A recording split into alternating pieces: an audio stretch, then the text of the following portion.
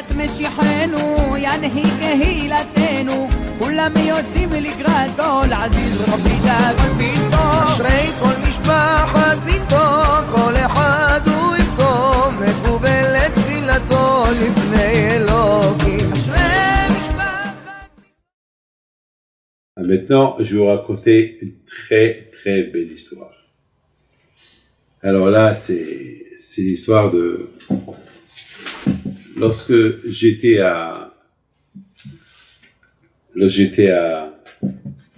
au Canada, il y a un juif qui s'appelle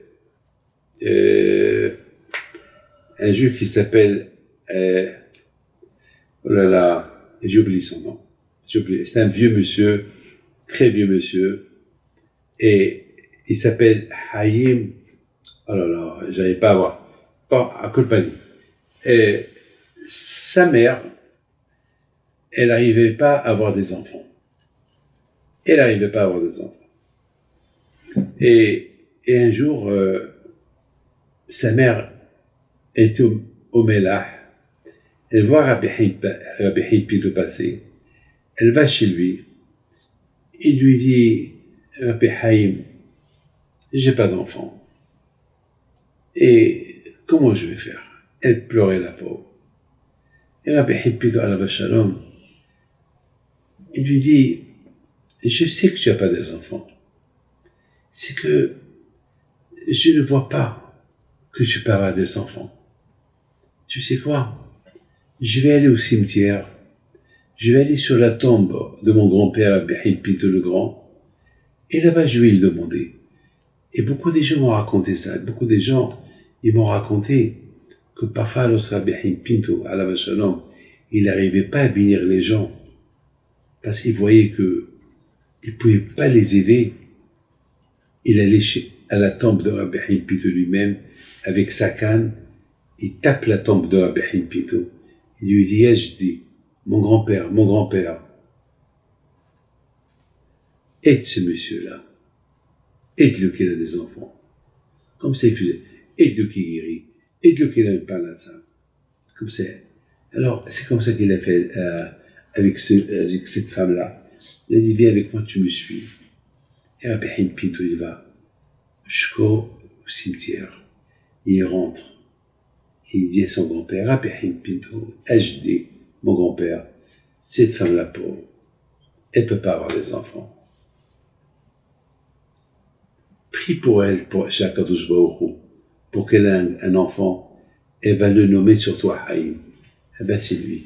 Il me raconte, il me dit, voilà, ma mère, la même année, est tombée enceinte, et voilà, je suis né, je m'appelle Haïm, comme que ton grand-père, il a décidé. Alors, quand je vous raconte cette histoire-là, d'un tzaddik, on se pose la question. Ce tzaddik-là, c'est pas que lui, tous les grands tzaddikim d'ailleurs. Maintenant, je vous ai raconté une histoire d'un tzaddik.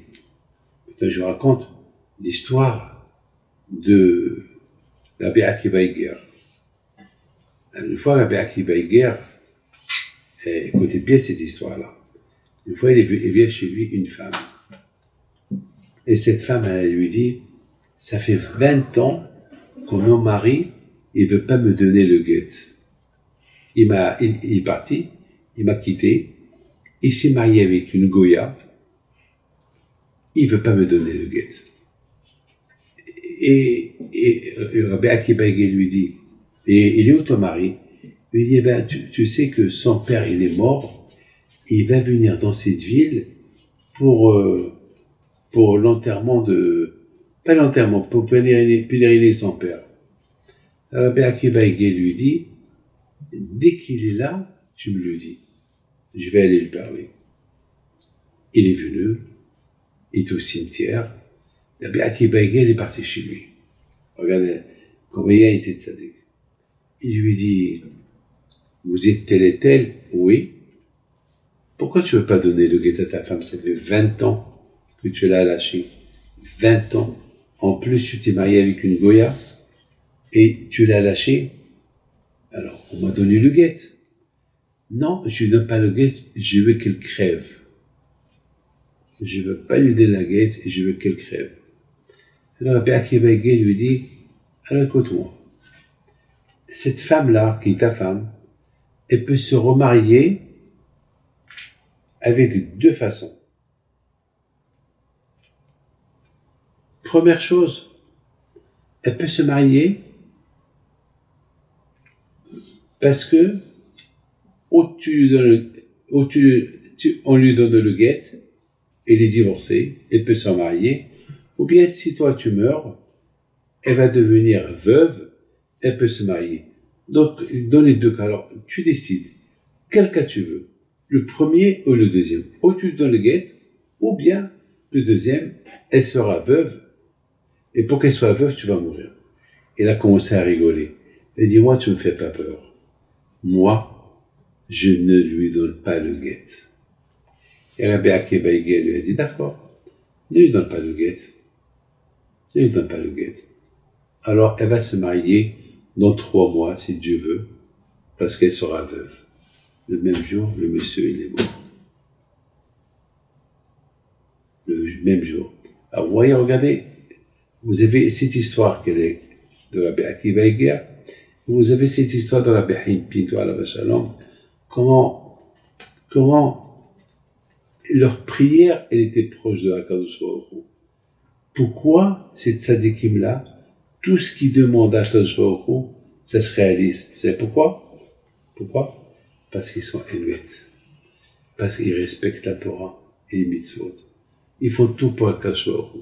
Et celui qui fait tout pour HaKadosh Baruch Hu, HaKadosh Baruch Hu aussi, il fait tout pour lui. Voilà, que le bon Dieu protège et vous donne bracha ve'atzlach.